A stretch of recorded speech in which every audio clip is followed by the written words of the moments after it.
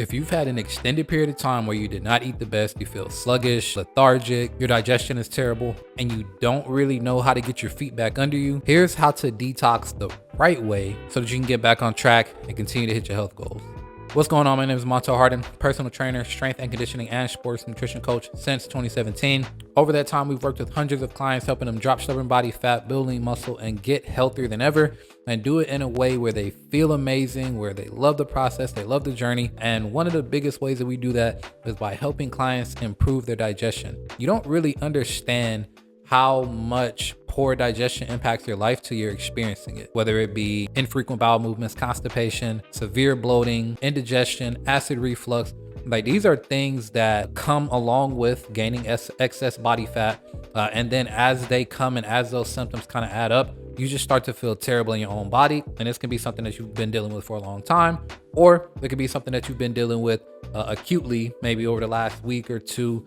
Maybe you haven't been eating the way that you normally eat, or you've been kind of really off your game, or just feel like crap. And a lot of times you feel like you kind of need to clean and flush the system out so that you can get back to your regular scheduled program. And that's what we're going to walk through today. As a precursor, we're not doing any loaded teas, no detox pills, nothing like that. All that stuff is glorified laxatives that's going to flush your system out, the good and the bad.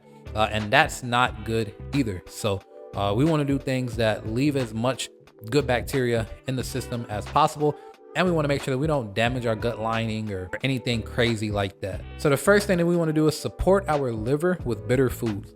So the thing about detoxing is that your body is going to do the vast majority of it. Of course, we want to help it out as much as we can, but your liver, your kidneys, they're going to detox and filter things out for you anyway, as long as they're operating properly. But one of the best things that you can do is get bitter foods in. Reason being is they stimulate bowel production, which means they improve the stomach acids in the body, help them to break down things better. That improves your digestion, and better digestion means a faster metabolism, which means faster fat oxidation, aka fat loss.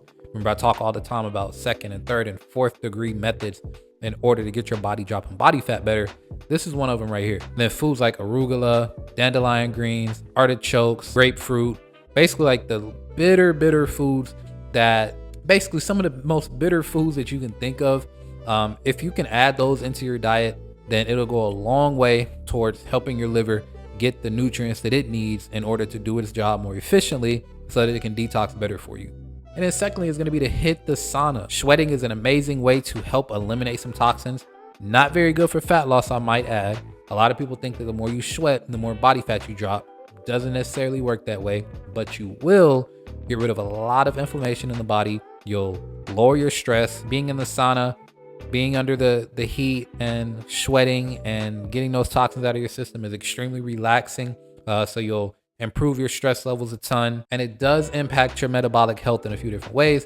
It doesn't directly aid in fat loss like people think, but it's probably a third or fourth degree side effect of doing sauna work consistently. Last but not least is that you want to add good bacteria back into the system. So if you've been eating like trash for weeks on end, or maybe even just the last 7 days, and like you're just feeling it, like you know that you haven't been eating the way that you need to, then that means that you've got a lot of bad bacteria building up in there. Basically, you got a lot of maybe sugary foods, processed foods, fried foods, things like that. And when you consume these things, the bad bacteria, the bad gut bacteria that are introduced through these foods, they just kind of start to glob on and multiply. And that's why you start feeling the way that you're feeling. So one of the best things to do is get some good bacteria back into the system. And this is the reason we don't want to do a complete flush with like a detox tea or the supplements or something like that. They do a complete flush so you get the good bacteria and the bad bacteria out, which leaves you susceptible to bad bacteria back in through some processed foods.